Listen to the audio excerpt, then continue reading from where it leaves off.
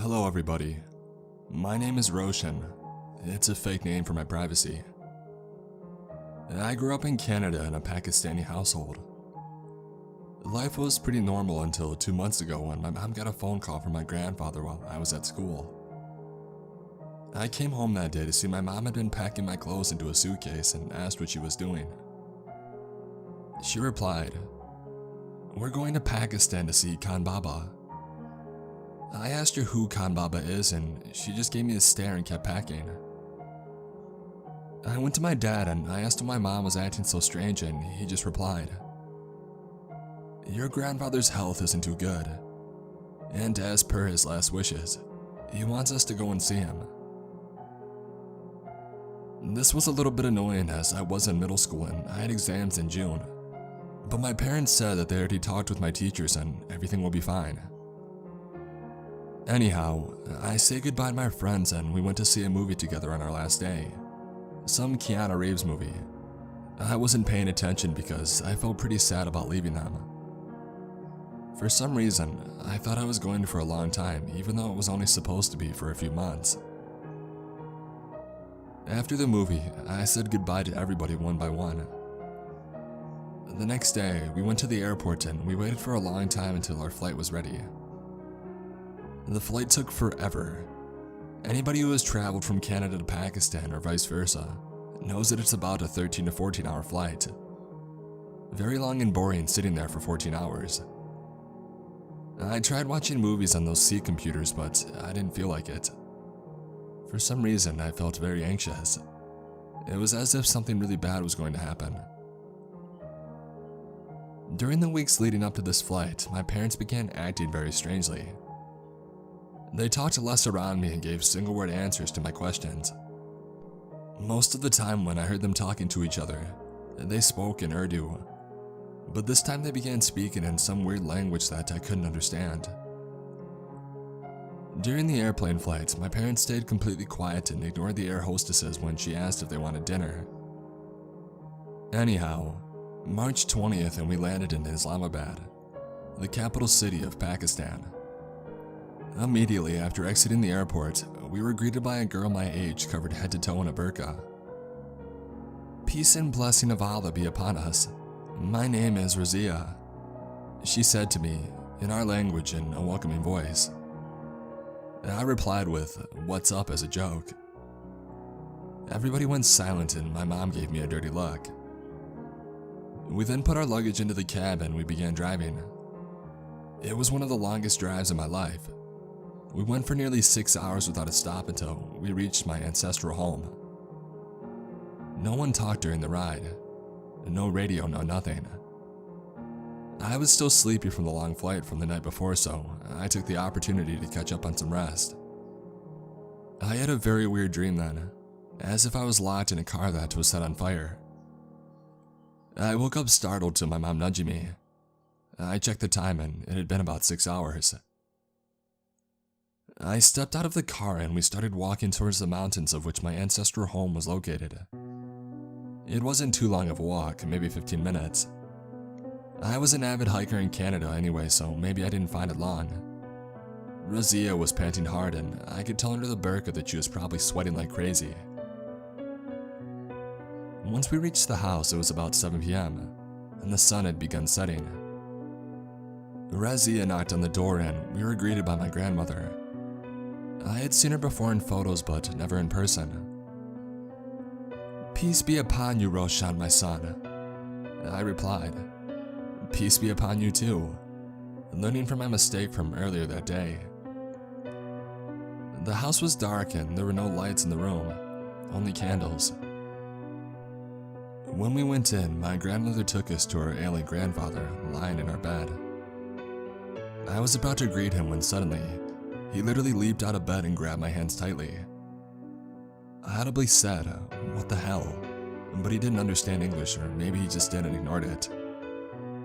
He started talking in some foreign language in a rhythmic voice.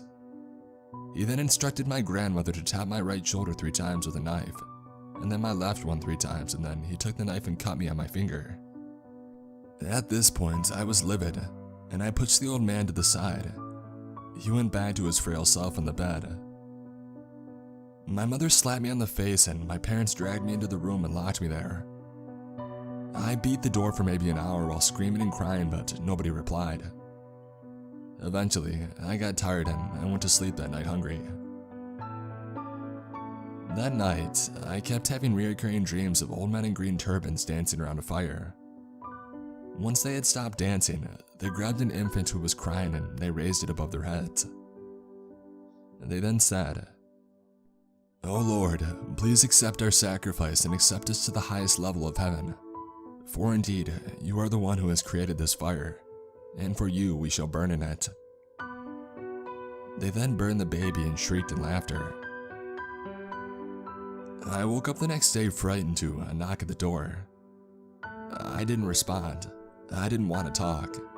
My mom opened the door and I told her that I wanted to go home. She replied that this is home. We will remain here till our death. I started crying and I begged her to leave, but she ignored me and told me to stop whining. He doesn't like whiners. I assumed she was talking about God, but boy was I wrong. We had dinner quietly at a candlelit table that night. My parents' eyes were both fixated on that candle. Abruptly, my dad put his hand over the candle and extinguished it. "Tomorrow, Roshan shall meet the Khan," he said to my mother. "Who's the Khan?" I asked. My mom ignored me and said yes. Khan Baba could use Roshan. My dad then gestured to Razia, who even in the house was covered in a burqa, to take me to my room. We walked quietly and I asked who Khan Baba is. She replied, "It is not good for a man and woman to talk to each other." And then she left. In the darkness of the night, my window had suddenly been illuminated and I heard somebody screaming. I could hear them saying, "Ag, Ag." The window was at least several feet high and I couldn't reach up to it easily. Suddenly I heard a knocking at the door. I froze. The door opened slowly. It was Razia without a burqa. Her hair was dark black and it fit perfectly into the darkness of the room. Her face illuminated by the light outside. Light brown eyes and a caring face. It was as if all my fear had disappeared at that moment and replaced with attraction. Razia was a very, very beautiful girl. She walked up to me and told me that my life was in danger. I stopped smiling in her admiration and I asked her what did she mean. She was about to talk when my grandfather walked in. He had an ashy face and he looked very angry. "Razia, why aren't you wearing your burqa? Do you want me to tell the Khan?" She stood there with her head down on the verge of tears. Grandpa walked up to her and grabbed her by the arm. It was clear to me now that the frail old man was actually a very strong and violent man, by the way that he had dragged her out. He then slammed the door shut and left me to be. That night, I didn't get any sleep. I could only think about what Razia had said. How was my life in danger? And by who or what? I woke up the next day for breakfast. I saw Razia wearing her burqa and I attempted to talk to her when she was alone. Her voice had changed from the night before. I decided to meet with Razia to talk, but instead, I caught her without the burqa. It was not the girl that I had seen from the night before. Now I was scared and worried that whatever they did to Razia, they would do to me too. I decided to look for my Canadian passport and get the hell out of there. I think I saw Mom keeping the suitcases in the storage room. Maybe I'll check there. But before I could act on my thoughts, I heard a knock on my door. I opened it and I was greeted by a very old man. "Peace, blessings and mercy of Allah be upon you, Roshan, son of Muhammad. My name is Hakim Khan."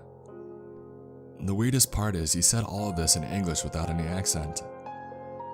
I was mystified and overwhelmed. The man was very charismatic and I could feel a strong energy coming from him. "Your passport has been burned," he said. At this point I was shaking. How did he know what I was thinking? Khan then said, "I know you were wondering about Razia. She is with her maker and soon we shall send you to yours." What does that mean though? I thought. And then it hit me. Khan had killed her with the help of my grandparents and parents, and I was next. I started begging to him and crying, but he ignored me and spoke in a foreign language. This was not Urdu, not Arabic. This was some foreign language that sounded very unpleasant and cacophonous. I had heard this from my parents before, but when Khan spoke these words, it was terrifying. I started to go through my parents' luggage that night as they left with Khan to do something. My grandfather was in the house praying. He wasn't facing the normal direction of prayer that most Muslims pray to, however, and he spoke in the weird foreign language that Khan had used instead of Arabic. Going through the luggage, I saw photos of a younger version of my parents, both Khan and my grandfather hugging and other things. I came across one really creepy photo of people screaming while being burned alive, and then I came across a photo of the same infant that I had a dream about nights before. I used every ounce of my strength to not scream and disturb Grandpa. I finally came across Razia and I saw her about to be set on fire. I could see the terror in her beautiful eyes. I kissed the photo and I hugged it for a while and I said, "I'm sorry for not being able to save you, Razia. I swear by your suffering that I shall avenge your death."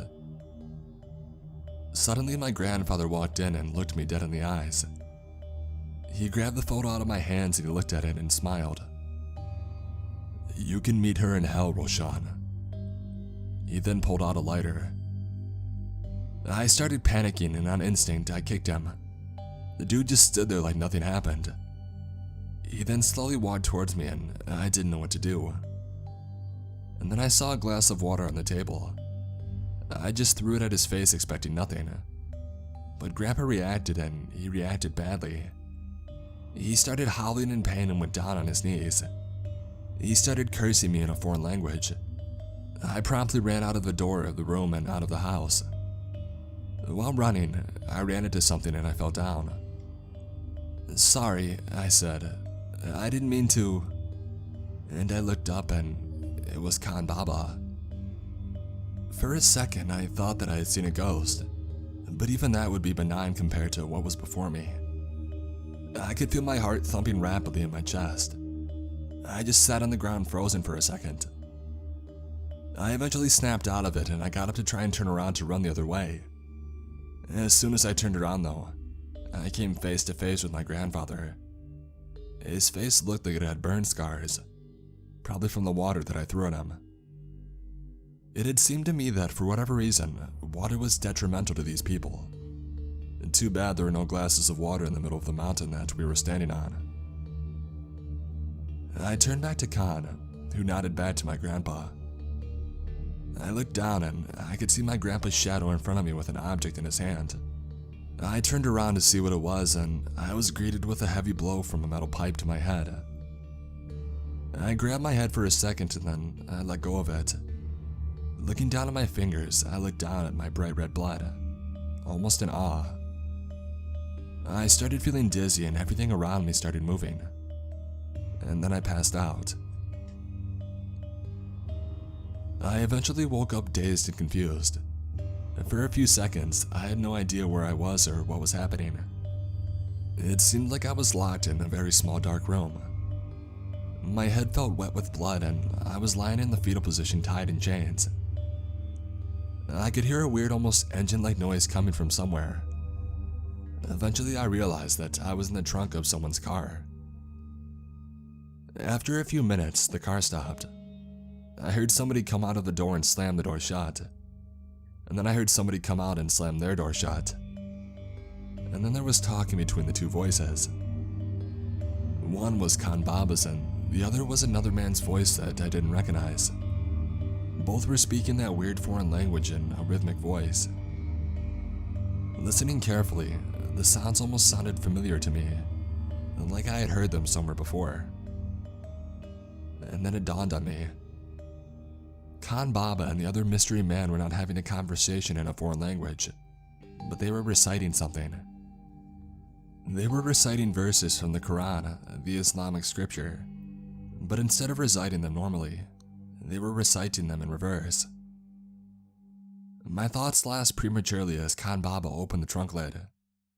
Despite being the night, I felt blinded for a second as my eyes adjusted to the dimly lit night sky. Khan lifted me out of the car and threw me down on the muddy ground. After laying on the ground for what seemed like forever, I heard a car pulling up, and then another one, and another one, and another one. And finally, once all the cars had reached, I was lifted from the ground and put onto a wooden chair.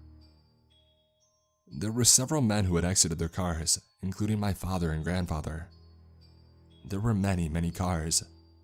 I couldn't count how many, and that wasn't a priority for me at that time anyways. All the cars were bright red, perhaps symbolism for blood or fire, or something much more sinister. I attempted to shake off the chains. They were very heavy and very noisy. "It is no use, RoshanMuhammad," said Khan Baba, holding out to something that I couldn't see as his back was turned to me. Khan then turned around and revealed what was in his hands.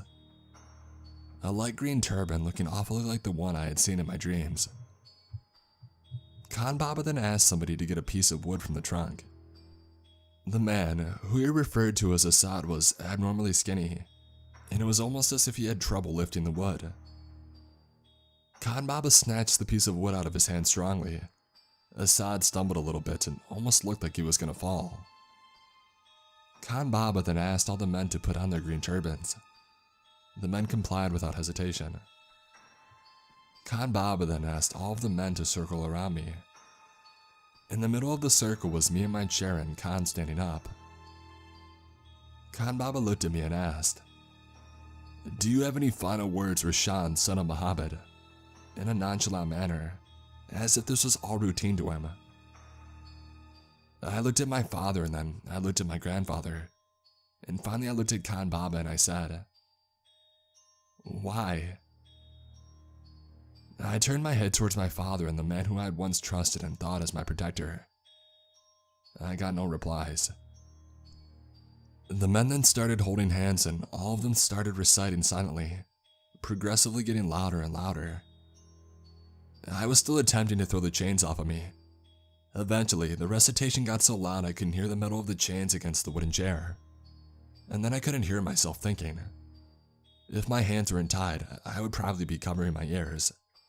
I could feel the vibrations of their voices go through my body. Their speech ranged from reverse Quran to Urdu words to supplications such as, "O Lord, please accept our sacrifice and accept us to the highest level of heaven. For indeed you are the one who has created this fire, and for you we shall burn in it," to incoherent babble and almost animal-like noises. Then they started making otherworldly noises, noises that I had never heard before from humans, just really weird high-pitched voices. Eventually Khan set the piece of wood ablaze and he started approaching me while howling in reverse Quran. My heart sank. Is this the end of my life, I thought? Is this how it all ends? My friends in Canada won't even know what happened to me. I'll just die nameless. Each step Khan Baba took towards me felt like an eternity, and the warmth of the flame got more intense with each step. Khan raised the torch over his head, smiling, and he was ready to do it. But just before he could, I heard a very loud noise. Everybody stopped their chanting and became very quiet. I looked around to see what it was. Khan and my grandfather looked at each other puzzled. And then it came again, and this time it came with a flash of lightning in the sky. There was a thunderstorm. And then the rain started pouring. First a light rain and then progressively it became heavier and heavier rain. All of the men started howling in pain, and I heard some of the most disturbing blood-curdling screams that night. Slowly but surely, all the men started melting, one by one until they were only ashes. I was screaming at this point because of the sheer shock at what was happening. Even as I typed this, I can't believe what I saw. And then I saw that there were no men left and I was all alone with dead pieces of ash. I looked at my father and grandfather in remorse and I started crying. Eventually, I thought of a plan and I saw a tree close to me, and I stood there while tied to a chair. I banged the wooden chair next to the tree while hunched over until it broke. It was very painful, but I was determined to get back to Canada. And then I went over to one of the cars that I was in until I found the keys to my chains. Once I freed myself, I thought that the troubles were over until I heard a voice from the shadows. "Roshan, son of Muhammad."